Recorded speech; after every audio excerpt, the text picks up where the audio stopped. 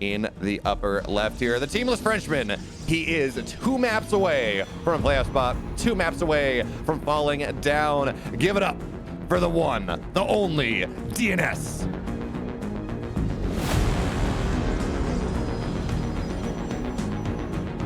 And his opponent in a must-win situation. He needs a 2-0 in order to ensure it. Give it up for Team Liquid's Harstem. El Capitan.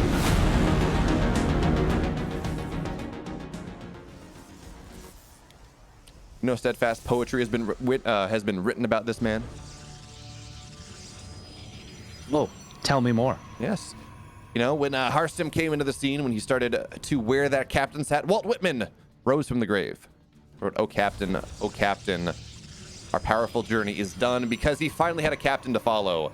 And that man's name, of course, is Harstem. But in all more serious news here, Harstem, of course, the fan favorite, at the very least, makes awesome content. And you know what? He has been looking a little bit better this season than we have in prior ones. I mean, yes, he did lose to Mana, but it feels like, I don't know. Maybe this is just me only catching the good games from Harstem, and maybe not catching the ones that are that he maybe doesn't look quite as good. But it feels like he's turned himself up just a little bit here in this winter season as we do make the push on towards Katowice. Yeah, it's kind of neat to talk about and kind of neat to consider, because we have both him and Lambo.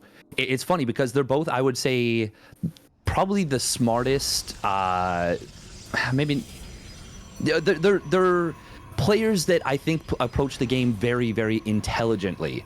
And both of them experienced a really, really nice performance in the group stage of DreamHack Masters Summer, and both of them kind of had that breakout performance as well, with Lambo making it all the way to the season finals, including some incredible series over Serral, and then Hero Marine, and then very nearly Raynor in the Europe, and then Harstem unfortunately getting a very tough draw in the loser bracket, adding up against Showtime, but pushing Showtime to the absolute limit, and forcing that game 5, even though he did ultimately go down. A really, really good showing nonetheless.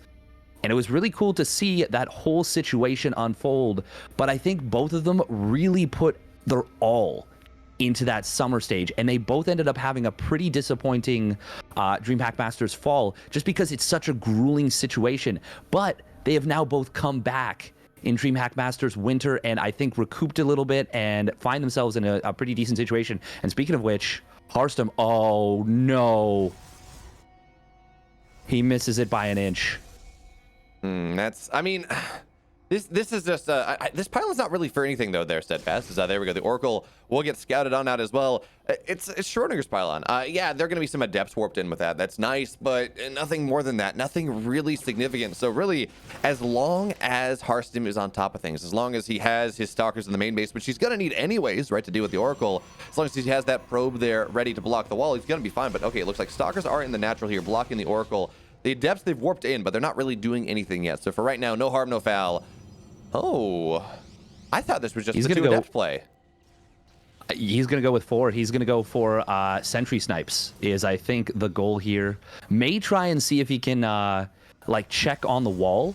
Maybe he starts the shade from, like, the midpoint, checks the wall, sees if there's a probe, and if there is a probe, just goes and beelines on those sentries, because 4 adepts will one-shot a sentry.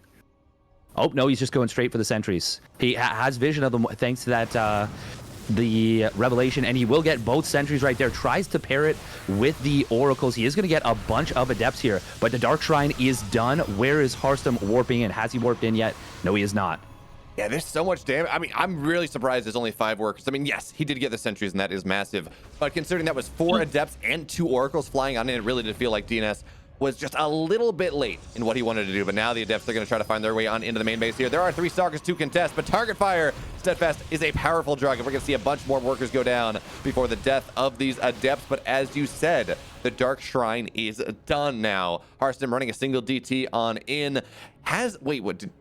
DnS didn't see that. No, he didn't. He was just a little bit too far south. So this, there is very little detection on the map here for DnS at this point. Harstem, all of his eggs are in the Invisible Man basket. Oh, okay. Looks like DnS. He saw it. Yeah, he saw it. Yeah, there we go. Never mind. That was amazing. He saw the shimmer for like a half second with the probe.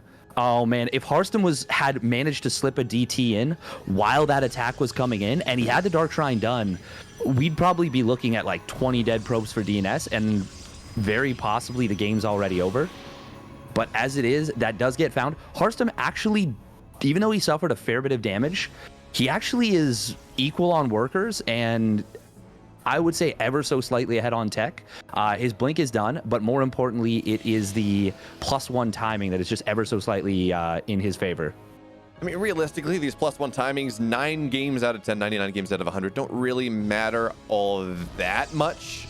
As both players kind of realize that with shield battery overcharge, with some level of equivalency in stalkers and blink, getting that minor lead in +1 doesn't really do all that much for you. You're really not going to be able to break your opponent all that much. So yeah, I mean, we got third base coming on down here for Harstem for a DNS. We're in that interesting kind of the doldrums.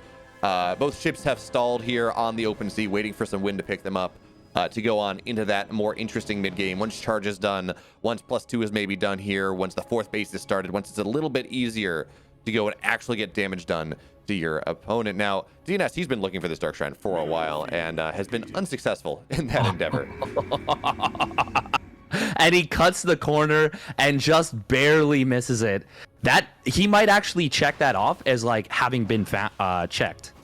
So he may just never find that. Like that might just stay there for the rest of the game. I mean, hey, look, eventually the Dark Shrine's going to find some damage. Maybe not now, maybe not in 3 minutes, but eventually you got to imagine not a digital man.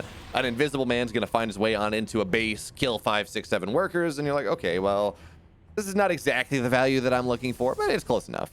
It's fine.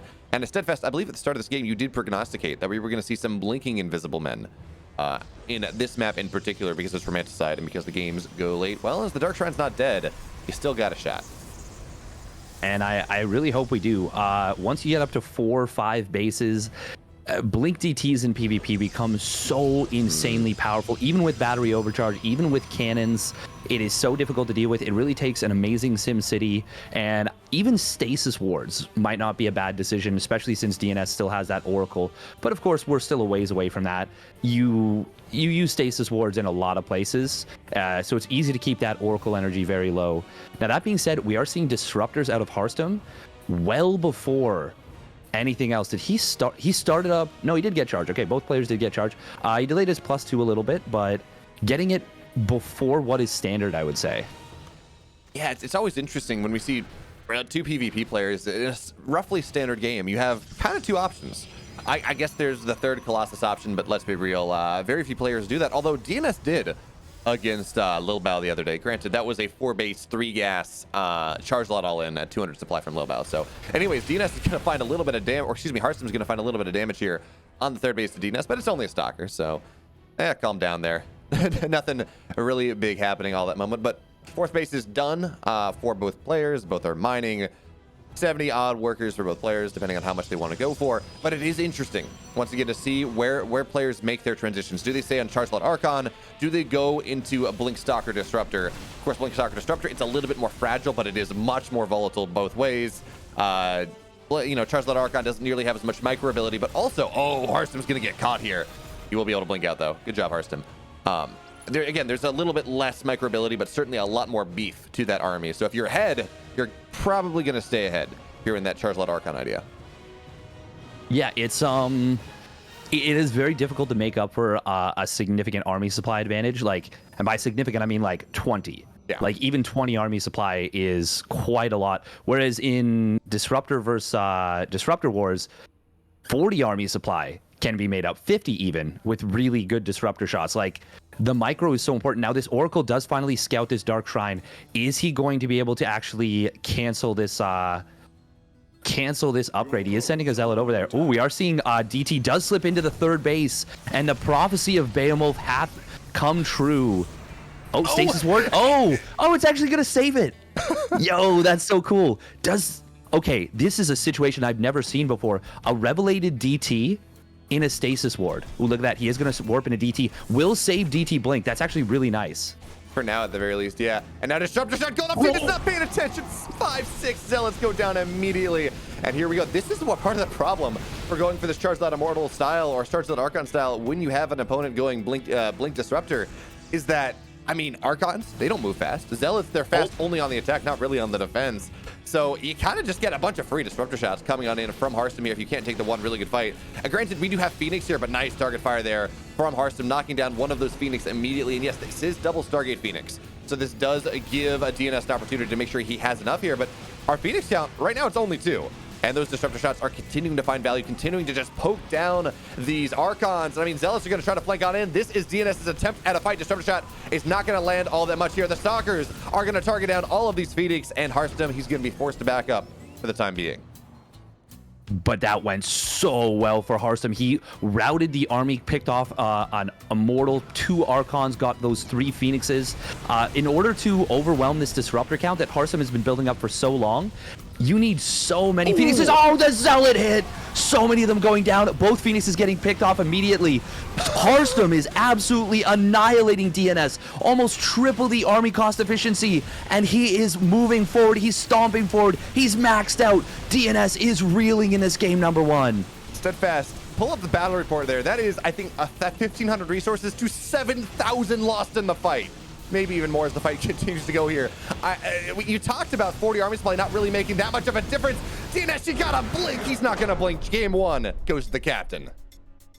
And he is now a single game away from making it through into the playoffs. Oh my goodness, what a performance in game 1 from Harstem, showing up big when he needs it most. And that was a really cool thing. I want to talk about the strategic aspects of that. He knows that he really needed to hit with something a little bit unexpected, and he also knew that DNS and himself are both known as kind of conservative players. So the proxy DTs, that's a little crazy, not honestly not that crazy, but the very, very quick disruptor play is something that DNS was not at all prepared for. By the time the engagement came in, there was like 5 disruptors out of Harstem, and he is now 1 game away from advancing into the playoffs. He absolutely is. I mean, DNS, he set up the best possible engagement he could think of. You know, he had, 20 Zealots on one side. He had this big flank coming on in, but that is a hard choke to fight into, especially with a retreating Protoss player there. And I think, Steadfast, you said it's about 40 army supply. That probably doesn't make a difference if you're talking about Blinkstalker Disruptor. And I think you had it right on the nose. I think about 40 army supply died in 2 Disruptor shots. So, well done. Of course, proving here that Steadfast, he knows the game. He knows how the game does work. The brilliant man that he is, just getting predictions right all over the place. But as you said now, Harstem, he's 1 game away from securing his spot in the top 4. But Steadfast, there's a reason this is a best of 3.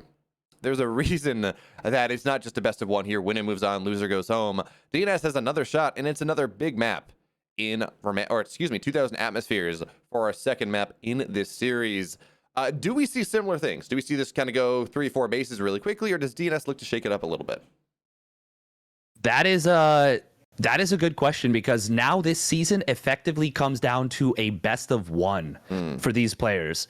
If DNS wins, he still advances ahead of Harstem. If Harstem wins, he controls his own fate.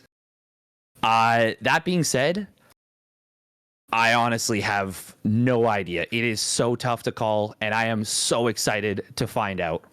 All right, 1 more banger PvP at least, ordered on up here by Nostradamus himself, the Mr. Steadfast. And you know what? Order is ready. Game number 2 is here. Let's get into it.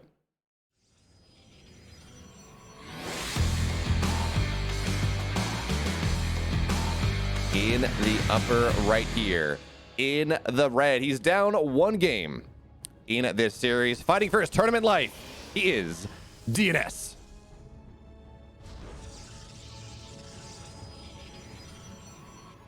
And his opponent, spawning down in the bottom left, representing Team Liquid. He needs your energy. Can he do it? It is Harstem.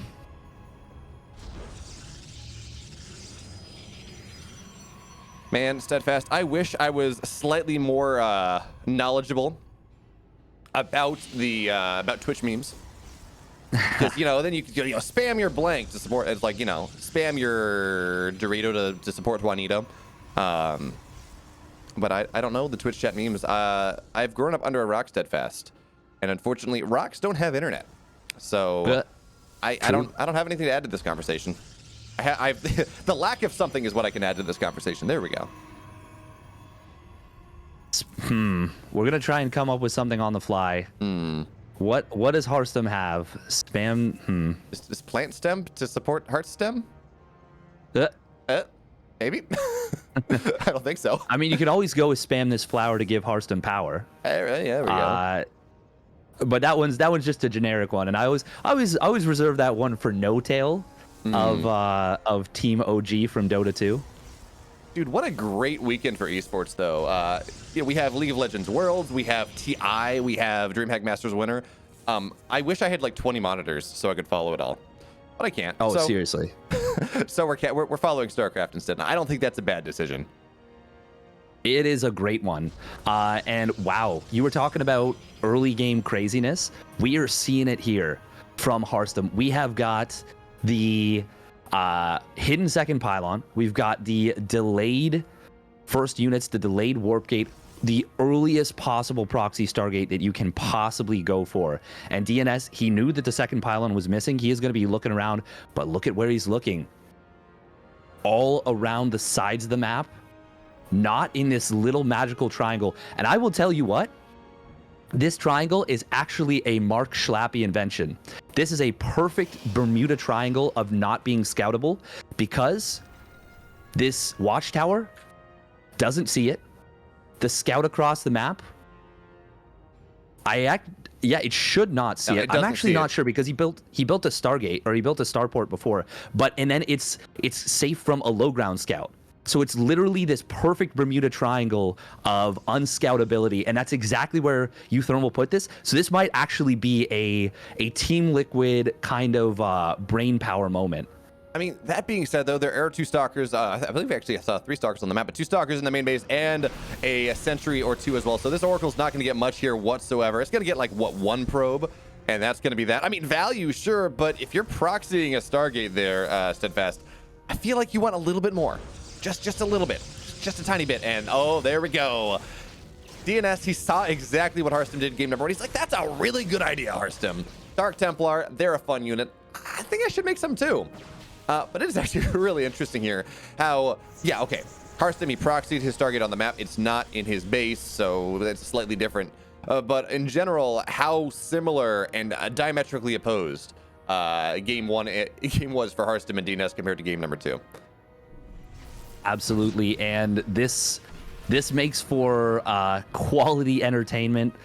You're talking about the script writers really doing a great job in this one, and opposite mirrors, they always make for an interesting little scenario. Now, Harstem, it is so crucial that he keeps that Oracle alive. Revelation is going to be his only defense against this. This is the proxy gateway as well, which means that you will get those fast warp-ins and you will be able to get DTs in and cause a big problem, especially if there's more than one and he sends them in separately. This could be really rough. Yeah, and Steadfast, the other big issue here, DnS, he got 2 Oracles. Harstem only has the 1. Oh my God. Oh, he's going to see it. Oh, he sees it as the unit is warped in, and he must see that shimmer. Yeah, he does. He sees the shimmer. You don't see the warp in animation, but absolutely he will see the shimmer. Last second for both players here, they see exactly what's happening. So DnS, he says, okay, look, I'm just going to go depower your pylon. I'm going to make it so no more Oracles can come out, so you don't have any more detection. But there's already a Forge on the map. Cannons can go down. There already is 1 Oracle. It has been recalled. Well, not actually recalled, but it has been returned home to Harstem's main base. Once again, we're seeing Dark Templar tech try and fail to find damage in the start of this game. But as you said earlier, this is a DT build with a proxy gateway. This is a much more committed version of the DT idea than Harstem did in that previous game. He proxied a Dark Shrine and said, okay, I'm going to slow warp in. There's a pylon and a Dark Shrine on the map. That's just about it. DnS, he wanted to give himself a little bit more of an opportunity to find some value, and he just didn't get it. No, he did not. And as a result, Harstem does have a quicker third Nexus. In this game, you talked about small upgrade timing leads not being too significant. And I think you're right about that for the vast majority of games. In this game, though, this is not a small upgrade timing lead. This is a almost probably minute upgrade timing lead. This is a big, big window for Harstem. Yeah, the question, though, is whether Harstem sees this timing and whether he actually chooses to act upon it. Because it's almost been kind of this behavior that's ingrained, built into our Protoss players at this point, where I'm probably not going to break. You know, is it even worth trying? Because 99 games out of 100, as you said, I mean, it is a 5, 10, maybe 15-second window, not 30, 45, 50 seconds. So yeah, we don't have Harstem really moving on the map right now. He is maybe making use of this timing window to make sure that he can absolutely remove the tech on the map here from DnS, as the Dark Shrine is getting target fired on down the bottom right side. So no more invisible men. We're not going to see DnS fall victim, or Harstem fall victim to what DnS did, or what Harstem did last game, where, you know, he warped into DT much later on. He found 5-6 probes and was able to move DnS slightly out of position. This game, no more gate on the map, no more pylon on the map, no more Dark Shrine on the map. DnS, his entire dream relies in a straight-up game. He's not going to have that subterfuge that he may be looking for previously, and the upgrade gap is now shrinking. Harstem maybe not totally on top of getting his +2 to the second from when +1 is done, and of course Chrono really can bring these timing windows together much quicker. Yes, yeah, it's a huge equalizer. He was focused a little bit more on his observer production. You know, making sure he doesn't die to DTs. I do want to note that he delayed a cannon at the third and natural expansion for a very long time. He still hasn't built one at the natural, despite having a pretty late robo against this. And that's just DnS playing a little bit conservatively and Harstem taking advantage of that. Observer will get picked off, which is very nice for Harstem. Both players do have blink. Ooh, Harstem actually has the high ground advantage in terms of vision for a moment there, but hey, doesn't really want to tussle with that army, and I think that's the right call. Yeah, and in general, his army is not quite as powerful, right? It was down about 10 army supply. There were no immortals in that army, so Harstem, yeah, you can fight on the high ground, but really would have been a single volley run away anyways. Not all that significant, but Steadfast, you talk about knocking down these observers, as we do have disruptors popping out. So, actually, DnS, I don't believe he has a robo bait, does he? No, yeah, he's going Charge Loud Immortal, or Charge Loud Archon. Once again, same idea. And there we go. This one DT has been alive for so gosh darn long, Steadfast. So long. Yeah, it gets recalled out. It is revelated, so that's funny. That actually ends up being a bit of a scout for Harstem, hilariously enough, because he brings the revelation home with him. It's not really significant. It's just very funny how StarCraft works. I mean, sometimes it just makes me giggle. I mean, look, he said, yes, there are probes at this base. Fantastic news here. But yeah, Harstem, he's going to take a positive fight on that one. And, you know, you talk about that disruptor going down earlier, Steadfast. Observers have got to be by far the most important late game unit that a Protoss has in PvP.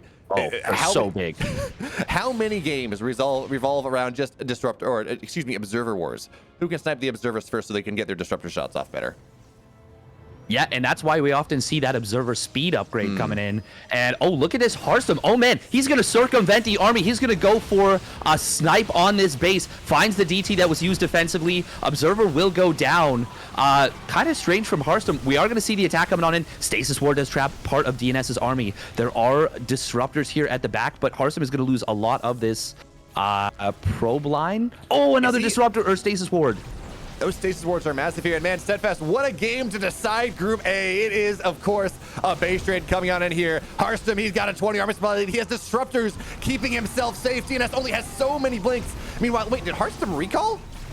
No, he's walking back home. He says, I can take this fight. I'm going to wipe you out right here, right now, as the stasis wards end. The disruptor shots are knocking everything down here. Target fire attempted, but no, DnS does not have the right one. We're having Archons get target fired on down. The army of DnS is caught in a trap. Half the supply of Harstem at this point. And oh, Captain, my Captain, Harstem, he has this game. He has this series. Our fearful trip is done. The ship has weathered every rack. The prize we sought is one. Harstem, he qualifies on into the playoffs.